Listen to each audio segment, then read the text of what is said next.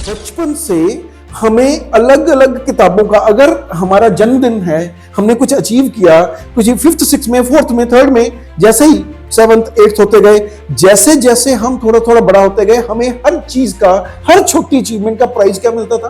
किताबें। हर कुछ पढ़ने के लिए देते थे जिससे कहीं भी बच्चे की कल्पना, बच्चे की इमेजिनेशन बड़ी हो, वो दिमाग लगाए, वो सोचे। तो ये जो परंपरा थी, ये घर में जो परंपरा चली हुई थी, इस परंपरा के कारण हमने पढ़ना शुरू किया। आपको पता है, बच्चों का मन बहुत शार्प होता है। जो भी हम उन्हें प्रोवाइड करेंगे वो उन्हें ग्रास्प करते जाएंगे। देखिए, मुझे बचपन से ही इन चीजों में इंटरेस्ट था।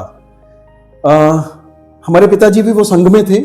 वो किसी न किसी संघ के प्रचारक में आना या हमें शाखा में लेके जाना, तो वहां माताजी को भी बहुत ये इंटरेस्ट था साहित्य को पढ़ने का, साहित्य को समझने का। वो हमसे बातें करते रहते थे।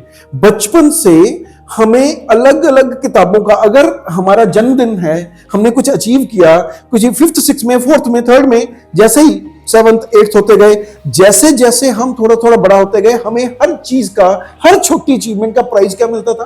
किताबें। इतना सा काम कर लिया, चलो एक नई किताब मिलेगी।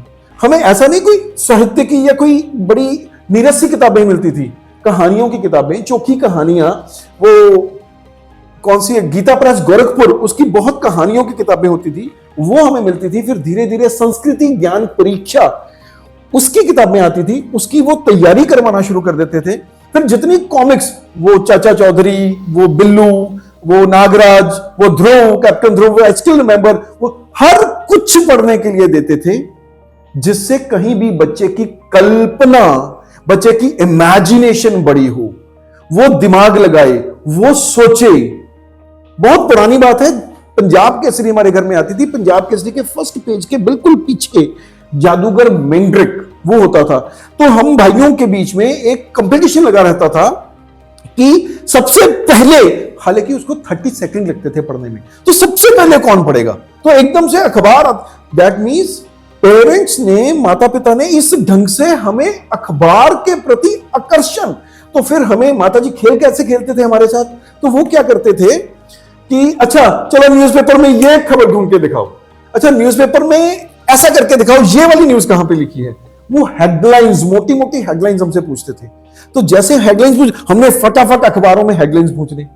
फिर धीरे धीरे जैसे जैसे हमारा स्तर बढ़ता गया, 6th 7th 8th होता गया, तब वो पूछते थे अच्छा ये वाली न्यूज़ बताओ। वो हेडलाइंस नहीं होती थी।